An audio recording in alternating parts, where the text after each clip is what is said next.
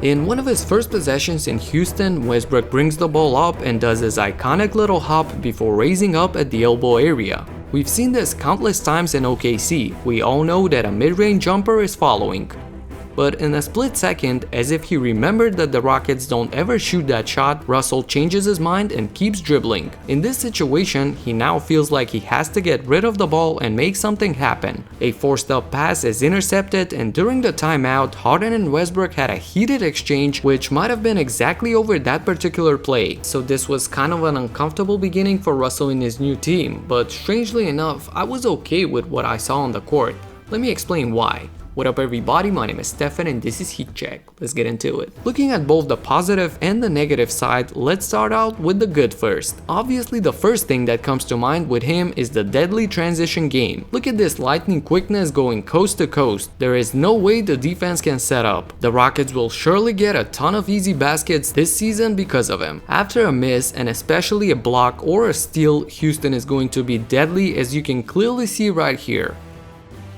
And look at this. This is after a free throw. The dude goes up for a monster one-handed rebound and races everyone down the court. At this point, the two remaining defenders on the other end have to make a decision, and obviously at least one has to stay in front and stop the ball. Well, that leaves possibly the best corner 3 shooter in the NBA completely wide open. And of course, Russell finds him and PJ Tucker splashes this 3. In the front court, the team will definitely try to put him in some pick and roll situations, and while this was a handoff, it still involved a pick and still involved a big man. So when you have a 2-on-1 like this, Westbrook is such a threat, and if he's one step closer, he'll catapult up for a dunk, so Lopez has to be there, leaving space for Chandler to roll and a beautiful quick bounce pass for a great finish. Houston even had a nice decoy set play. Gordon comes over to set a screen along the baseline, directing all the attention there on Westbrook. But then watch him go out, Chandler comes out to set a flare screen and Gordon is open all of a sudden, pass is on point, and boom,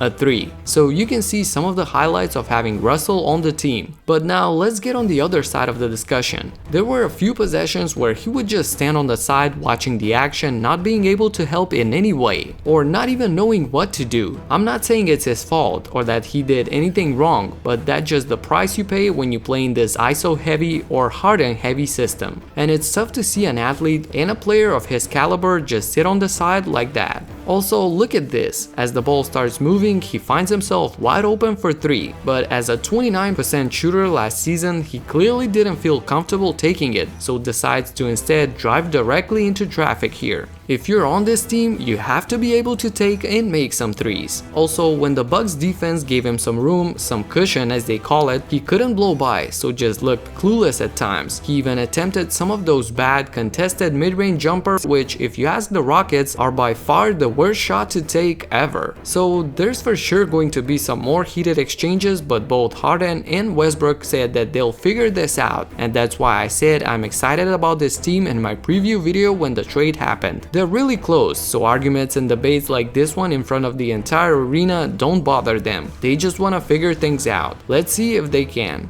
What did you see in their first game? Do you give them a chance? Let me know in the comments. That's it for now. If you like this video, subscribe and hit the notification bell so that you don't miss my future in-depth analysis. Talk to you in the next one. Peace out.